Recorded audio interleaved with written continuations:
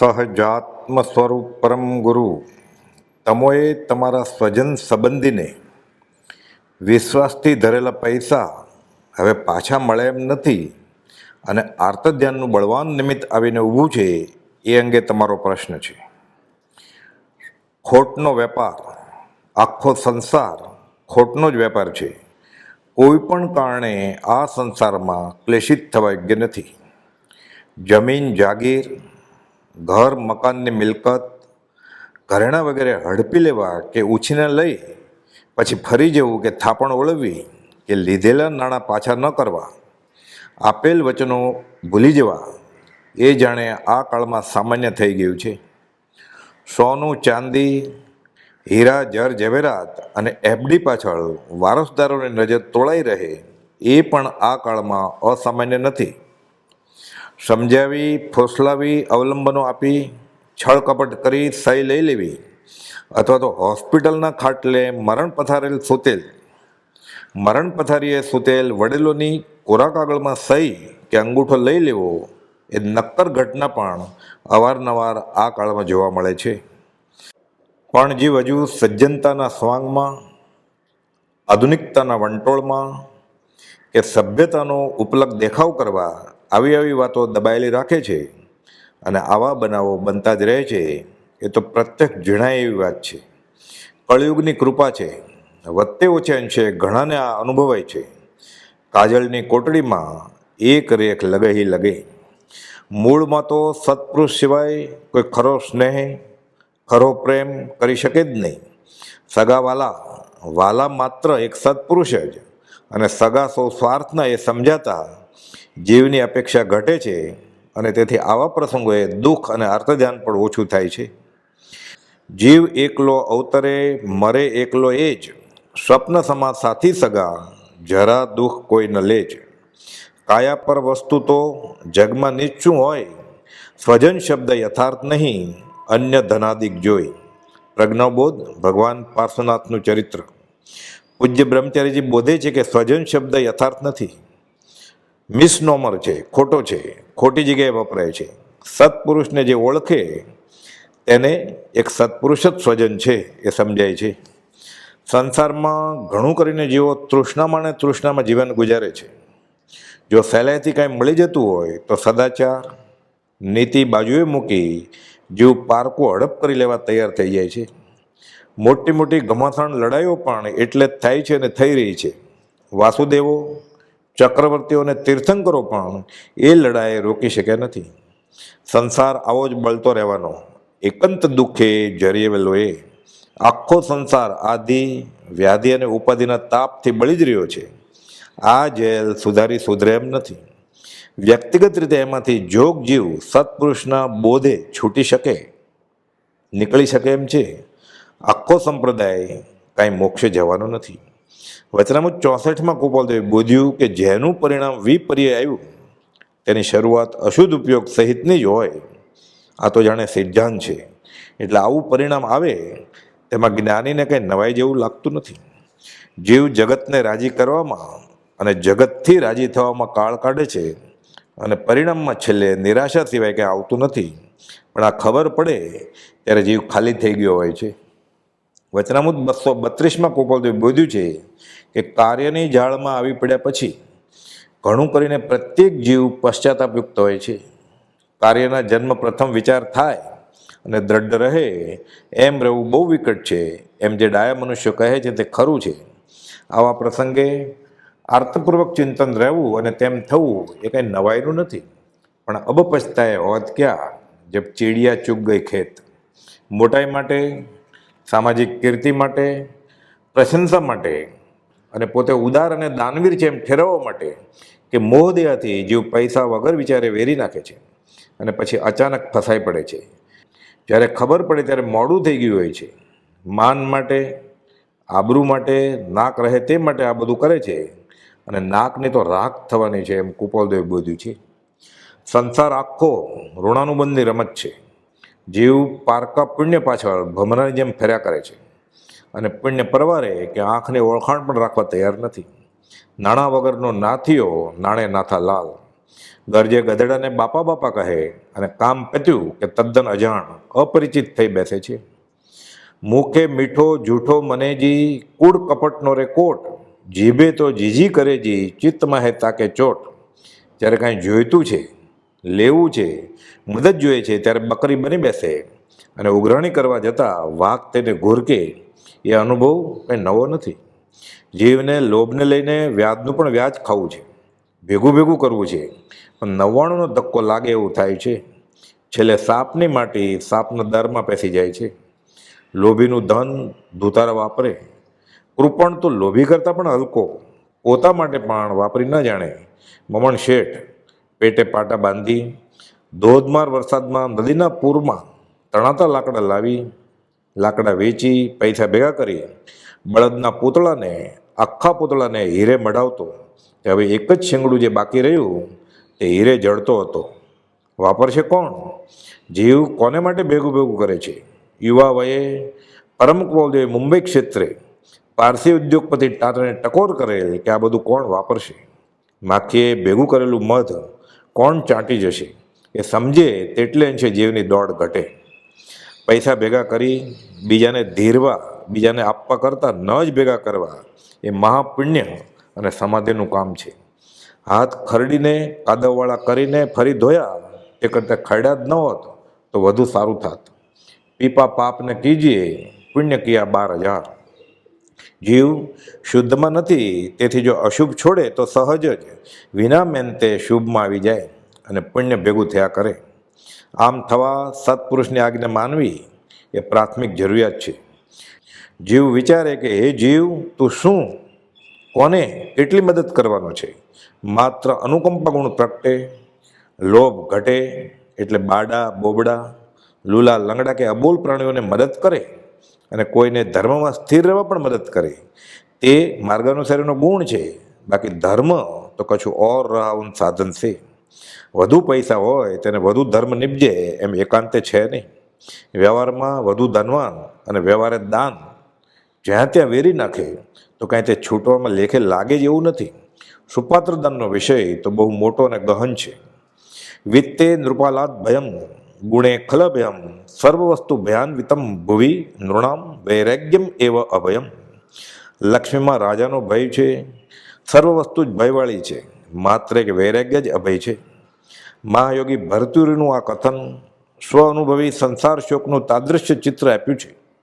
સંસાર ચક્રમાં વ્યવહારનો ઠાઠ ચલાવવાને દંડરૂપ લક્ષ્મી તે રાજા, સરકાર, સગા સંબંધી, લેન્ડર વગેરેના ભયથી ભરેલી છે. કોઈ પણ સાંસારિક સુખનો ગુણ પ્રાપ્ત કરવાથી જે આનંદ લેખાય છે તે ખળ મનુષ્યની નિંદાને લીધે ભયાન્વિત છે. વિવેકથી વિચારતા જે ભય છે તે કેવળ શોક જ છે, અને જ્યાં શોક હોય ત્યાં સુખનો અભાવ છે, અને જ્યાં સુખનો અભાવ રહ્યો છે ત્યાં તિરસ્કાર કરવો યથોચિત છે. કેટલાક લક્ષ્મીથી કરીને મહત્તા મળે છે એમ માને છે. એવો જેમાં મહત્તા ઠરાવે છે તેમાં મહત્તા નથી પણ લઘુતા છે.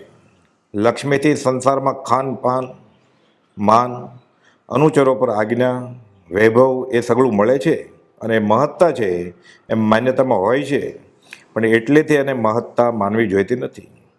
લક્ષ્મી અનેક પાપ વડે કરીને પેદા થાય છે. આવ્યા પછી અભિમાન, બેભાનતા અને મૂઢતા આપે છે. કુટુંબ સમુદાયની મહત્તા મેળવવા માટે તેનું પાલન પોષણ કરવું પડે છે. તે વડે પાપ અને દુઃખ સહન કરવા પડે છે. આ સંસારમાં કોઈ કોઈનું નથી એમ ચિંતવું કે પાંચમી અન્યત્વ ભાવના છે. તૃષ્ણા કેવી કનિષ્ઠ વસ્તુ છે! જ્ઞાનીઓ એમ કહે છે કે તૃષ્ણા આકાશના જેવી અનંત છે. નિરંતર તે નવ યૌવન રહે છે.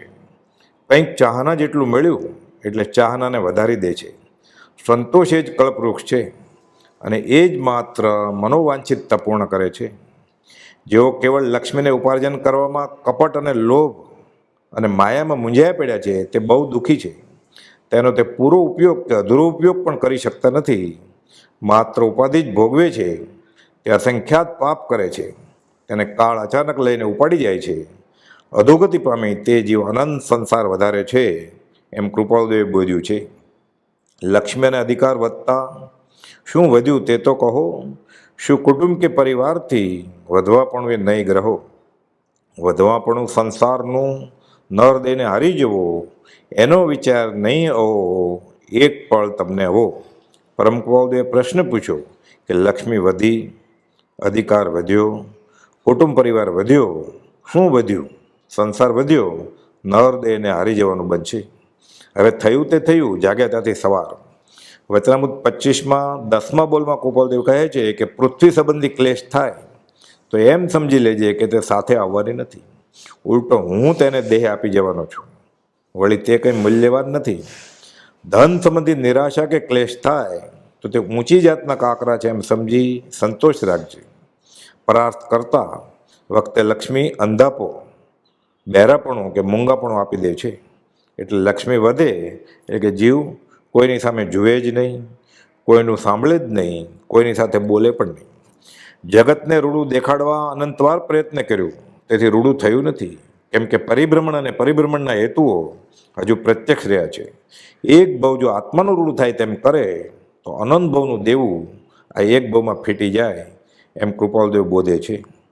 આત્મા જો બંધન રહિત થતો હોય, સમાધિમય દશા પામતો હોય તો તેમજ કરી લેવું એમ બોધ છે. વચનામૃત 37. અને એટલે કીર્તિ અપકીર્તિથી સર્વકાળને માટે રહિત થઈ શકાશે. વચનામૃત 5 બોધ વચન 67માં બોલમાં કુંવરદેવે કહ્યું કે બાહ્ય મિત્ર અને પૌદ્ગલિક વાતો અને વસ્તુનો સંગ કરાવે તેનો ત્વરાથી ત્યાગ કરો. વચનામૃત 21માં પહેલો જ બોલ છે કે આ તો અખંડ સિદ્ધાંત માનજો કે સંયોગ વિયોગ, સુખ દુઃખ, ખેદ આનંદ, અણરાગ અનુરાગ ઇત્યાદિ યોગ કોઈ વ્યવસ્થિત કારણને લઈને રહ્યા છે, કારણ વિનાના કાર્ય તે. અને વચનામૃત 202માં લખે છે મોટા બનેવી ચતુર્ભુજ બેચરને કે મારાથી કંઈ પણ હમણાં લખવામાં આવ્યું નથી. તેનો ઉદ્દેશ એટલો જ છે કે સંસારી સંબંધ અનંતવાર થયો છે અને જે મિથ્યા છે તે માટે પ્રીતિ વધારવા ઈચ્છા નથી. પરમાર્થ માટે વાલપ ઉપજે એવો પ્રકાર ધર્મ છે તેને આરાધજો. વચનામૃત 304માં વડીલ મુરબ્બી પૂજ્ય સૌભાગભાઈને કુંવરદેવ લખે છે કે રૂબરૂમાં તમારે ઘણી વ્યવહારિક અને લોકલજ્જાયુક્ત વાત કરવાનો પ્રસંગ રહેશે અને તે પર મને કંટાળો છે. આપ ગમે તેનાથી પણ મારા સમાગમ થયા પછી એવા પ્રકારની વાતમાં ગૂંથાઓ એ મેં યોગ્ય માન્યું નથી એમ પણ અહીં તાકીદ કરી. વચનામૃત 103માં કુંવરદેવે બોધ્યું કે કુટુંબરૂપી કાજળની કોટડીના વાસથી સંસાર વધે છે. ગમે તેટલી તેની સુધારણા કરશો તો પણ એકાંતથી જેટલો સંસાર ક્ષય થવાનો છે તેનો 100મો હિસ્સો પણ તે કાજળગૃહમાં રહેવાથી થવાનો નથી. કશાયનું તે નિમિત્ત છે. મોહને રહેવાનો અનાદિકાળનો પર્વત છે. પ્રત્યેક અંતર્ગુફામાં તે જાજ્વલ્યમાન છે. સુધારણા કરતા વખતે શ્રાદ્ધોક્તિ સવી સંભવે એટલે કે શ્રાવકપણું પ્રગટે માટે ત્યાં અલ્પ ભાષી થવું, અલ્પ હાસી થવું, અલ્પ પરિચયી થવું, અલ્પ આવકારી થવું, અલ્પ ભાવના દર્શાવી, અલ્પ સહચારી થવું, અલ્પ ગુરુ થવું અને પરિણામ વિચારવું એ શ્રેયસ્કર છે. પણ શ્રાવકે મનોરથ તો એ જ રાખવાનો છે કે પરિગ્રહ મમતા તજી કરી પંચમહાવ્રત ધાર, અંત સમય આલોચના કરું સંથારો સાર. કુંવરદેવ બોધે છે કે હવા નથી આવતી ત્યાં રોગની વૃદ્ધિ થાય છે, તેમ જ્યાં સત્સંગ નથી ત્યાં આત્મરોગ વધે છે. દુર્ગંધથી કંટાળીને જેમ નાકે વસ્ત્ર આડું દઈએ છીએ તેમ કુસંગથી સહવાસ બંધ કરવાનું અવશ્યનું છે. સંસાર એ પણ એક પ્રકારનો સંગ છે અને તે અનંત કુસંગરૂપ તેમજ દુઃખદાયક હોવાથી ત્યાગયોગ્ય છે. ગમે તે જાતનો સહવાસ હોય પરંતુ જે વડે આત્મસિદ્ધિ નથી તે સત્સંગ નથી. આત્માને સત્ય રંગ ચડાવે તે સત્સંગ, મોક્ષનો માર્ગ બતાવે તે મૈત્રી, ઉત્તમ શાસ્ત્રમાં નિરંતર એકાગ્ર રહેવું તે પણ સત્સંગ છે. સત્પુરુષનો સમાગમ એ પણ સત્સંગ છે. પણ હજુ અચળરૂપ આસક્તિ નહીં. પૂજ્ય બ્રહ્મચારીજી પત્ર સુધાના 246માં પત્રમાં, જૂની આવૃત્તિમાં 198માં પત્રમાં કહે છે કે હજી વ્યસનની પેઠે પરમાત્મામાં અચળ પ્રેમ થયો નથી ત્યાં સુધી રમતિયાળ મન ખેલતું ફરે છે. પરંતુ વિશેષ અંકુશની હજી જરૂર છે. કોઈ જિજ્ઞાસુને લખે છે કે આ બધું કહેવાનો આશય એ છે કે તમે પત્રમાં લખો છો કે જેવું કઠિન કામ હશે તે કરી લેશ, એ અત્યારની મનોદશા સૂચવે છે. કોઈનું ભલું કરવા ગમે તેવા સંકટ વેઠવા જેવું તૈયાર થઈ જાય છે, પણ પોતાના આત્માનો ઉદ્ધાર કરવાનું અને પોતાના આત્માને દુર્ગતિમાંથી બચાવવાનું કામ કેટલું વિકટ છે અને કેટલું અગત્યનું છે તે તેને અત્યારે ખબર નથી એમ આ પત્રમાં બોધ્યું છે. કુંવરદેવ બોધે છે કે માયાનો પ્રપંચ ક્ષણે ક્ષણે બાત કરતા છે. તે પ્રપંચના તાપની નિવૃત્તિ જ્ઞાની અને જ્ઞાનીના વચનોના આશ્રય જ થાય. પણ જ્ઞાની અને જ્ઞાનીની વાણીને યોગ્ય થવામાં બાત કરતા એવો આ માયા પ્રપંચ છે, જેનો પરિચય જેમ ઓછો હોય તેમ વર્ત્યા વિના યોગ્યતાનું આવરણ ભંગ થતું નથી. પગલે પગલે ભયવાળી અજ્ઞાન ભૂમિકામાં જીવ વગર વિચારે કોટ્યાવધી યોજનો ચાલ્યા કરે છે. ત્યાં યોગ્યતાનો અવકાશ હોય ક્યાંથી? આમ ન થાય તેટલા માટે થયેલા કાર્યના ઉપદ્રવને જેમ ક્ષમાવાય તેમ ક્ષમાવી સર્વ પ્રકારે નિવૃત્તિ કરી યોગ્ય વ્યવહારમાં આવવાનો પ્રયત્ન કરવો ઉચિત છે. ન ચાલતા કરવો જોઈએ, તે પણ પ્રારબ્ધ વશાત અને નિષ્પૃહ બુદ્ધિથી એવો જે વ્યવહાર તેને યોગ્ય વ્યવહાર માનજો. મોહ છતાં અનુકંપા માનવાથી કર્મ કાંઈ ભૂલથાપ ખાય નહીં. પૂજ્ય બ્રહ્મચારીજી 12 ભાવનાના પદમાં કહે છે કે જન્મ મરણ સુખ દુઃખ સર્વે સહે એકલો જીવ, પ્રિય પુત્ર સ્ત્રી સગા પરિજન કરે અનર્થ અતિવ. પ્રીતમદાસ કહે છે વાલ કરીને વિખડું પાય, માત તાત સુત ભાઈ ભામીની એ સૌ ઠગની ટોળી રે, વાલ કરી તારું સર્વ લેશે અંતે રેશ આંખો ચોળીને. પૂજ્ય પ્રભુશ્રીજી કહેતા આ ઠગારું પાટણ છે, હમણાં નહીં તો આગળ ઉપર લૂંટાઈ જશો, ધ્યાન રાખવા જેવું છે. ભૂલાશો લોભાશો લગભગ લૂંટાશો સીમભણી, દિશે રસ્તો સહેલો ભવ શિખરણી અંત અઘરો. એ એમ જ હોય, રેતીમાંથી તેલ ન જ નીકળે નક્કી થયું પછી જીવ ખોટા મિનારા ન બાંધે, અને તેથી આવા પ્રસંગે જીવને આઘાત પણ ખાસ લાગે નહીં. જ્ઞાનીએ અનુભવીને આપેલ બોધ આત્મસાત કરી માનીને હવે આચરણમાં ઉતારે તો કામનું ફક્ત માન્યતાનું નહીં દશાનું ફળ જે છે તે પણ મળે અને જીવ લૂંટાતો અટકાય. સંસારનું રૂપ જ આમ છે. જૈનેતરમાં ગીતાત પુરુષો પોકારી પોકારીને આ અંગે કહી ગયા છે. હવે દ્વેષભાવ નહીં પણ મોહ પણ નહીં. તલવારની ધાર પર ચોપડેલ મધ ચાંટવું નથી અને જીભ પણ કપાવી નથી. ત્યાં રાગ નથી, ત્યાં દ્વેષ નથી. આ અખંડ સિદ્ધાંત છે. છોડી દોસ્તી તોડ્યું વેર, એ સંતોને લીલા લહેર. કબીર કહે છે આયા જબ લાયા નહીં, અંતે ના લઈ જાય, બીચ મિલી બીચ મેં ગઈ, ધોખા કરે ભલાઈ. અને વળી તેરા તો ક્યાં ગયા જો તું કરે હિસાબ, નંગા તું હી જન્મ્યા અબ લંગોટી લાભ. તૂટી ગયું તૂટવા જ સર્જાયેલું, ભાંગી ગયું ભાંગી જવા જે બનેલું, ફૂટી ગયું ફૂટવા જ તો સર્જાયેલું, મરી ગયું મરવા જ જન્મેલ. આ માન્ય થાય તો ખેદ ન થાય. છેલ્લે સુધી આર્તજન રહે તો ગતિ બગડી જાય એવું છે. કેમ કે મતિ એવી ગતિ. અધ્યાત્મ કી જનની અકેલી ઉદાસીનતા, અને આ તો સુખ કી સહેલી હૈ અકેલી ઉદાસીનતા. કોઈ પણ કારણે આ સંસારમાં ક્લેશિત થવા યોગ્ય નથી. પરમ કુબોદેવે તો આ વાક્ય વચનામૃત 460માં પત્રમાં લખ્યું. પૂજ્ય બ્રહ્મચારીજીએ પત્ર સુધામાં 15 જિજ્ઞાસુઓને આ જ વાક્ય ટાંકી બોધ્યું છે. અનાદિકાલથી જીવ ખોટનો જ વેપાર કરે છે. વ્યવહારમાં તો બધું ખોટ જ છે. કમાઈ કમાઈને શું કમાવાનું? વધુ કમાશે તો વધુ પાપ કમાશે. પણ અધ્યાત્મમાં લૂંટાવાનું ન બને એ અંગે ખાસ ચેતી જવા જેવું છે.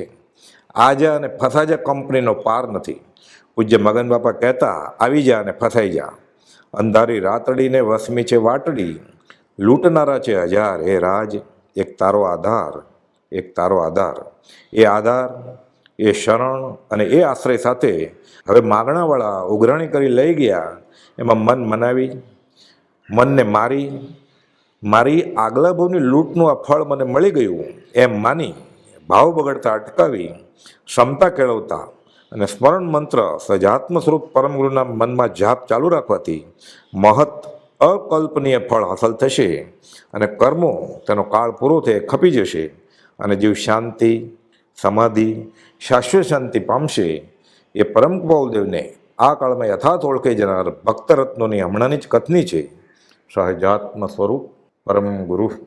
આણંદ છે એક ગાડી નાકોર જાય છે, બત્તાણી કે છે લોકો, બીજી એક બત્તાણી વડતાલ જાય છે. એ બત્તાણીમાં ભક્તો થતા હતા ડાકોરે. એક ડોહો ત્યાં ચડ્યો ગાડીએ, રાજી એટલો મલકાય, રાજી થઈને ડોહો ચડતો પેલા બીજા જો ભક્તો. પછી ડોહાએ ખિસ્સામાં હાથ રડવો, શું થયું ને હાથે કઈ નીચી કર્યો શું અચિંતું મોઢું લીલું થઈ ગયું પેલા ભક્તો પૂછે છે ભક્તો ક્યાં જાય છે ડાકોર એટલે વાતો એની બચત કોઈ ના કહેવાય કાકા શું થયું પડી ગઈ શું પડી ગયું 100 રૂપિયા નોટ તો ભક્ત ભક્તિ કઈ ખબર નહીં શું છે શું પડી ગયું તે પૂછે છે કાકા શું લાવ્યા હતા શું લઈ જવાના આપણે ભક્તો નથી કર્યું પણ પેલો તો પેલી જડેલી એટલે નોટ જડી હતી કે પેલા જડીને પડી તો તારા બાપનું શું રડે શું કરવા